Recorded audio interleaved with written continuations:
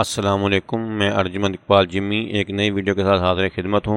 जब हम USB bootable से विंडो इंस्टॉल करते हैं तो इंस्टॉलेशन के बाद USB डी पार्टीशन बन चुकी होती है। इसकी ड्राइव फौरी तौर पे चेंज करनी पड़ती है। अगर ना की जाए तो लास्ट पार्टीशन जो हार्ड डिस्क की होती है वो गलती से USB की समझकर आप फॉर्मेट भी कर सकते हैं। तो ये किस तरह मुमकिन है कि इसकी डी पार्टीशन ना बने और ये USB लास्ट पार्टीशन में ही रहे, तो ये मैं आज आपको बताने वाला हूँ। जब हम बूटेबल USB से विंडो इंस्टॉल करते हैं तो विंडो इंस्टॉलेशन के दौरान वो डाटा 100% सिस्टम आपका कॉपी कर ले, उसके बाद सिस्टम रीस्टार्ट पे आ जाता है। तो जब सिस्टम रीस्टार्ट पर आए तो आपने USB फौरी तौर पे आपने डिस्कनेक्ट करनी है, निकाल लेनी है। बाकी जो आगे नेक्स्ट के ऑप्शन या नाम लिखने के ऑप्शन, उसमें उस USB का कोई ताल्लुक नहीं है। वो बूटेबल विंडो का डाटा आपका सिस्टम 100% कॉपी कर चुका है, तो लिहाजा आपको टेंशन लेने की जरूरत नहीं है। जब विंडो 100% कॉपी उठा ले और सिस्टम रीस्टार्ट पर आए और आपने USB को डिस्कनेक्ट कर देना, तो ये मसला विंडो इंस्टॉलेशन के बाद नहीं आएगा।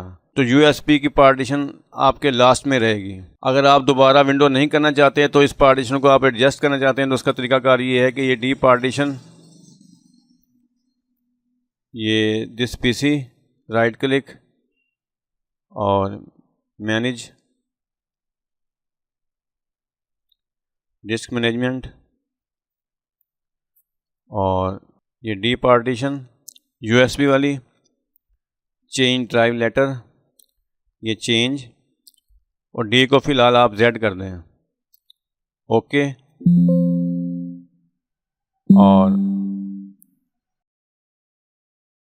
और ये के जो आखिर में लास्ट में आ गई है,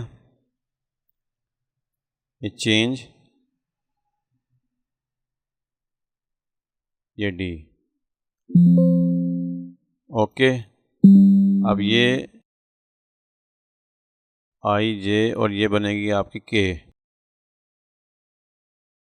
और ये के, ओके।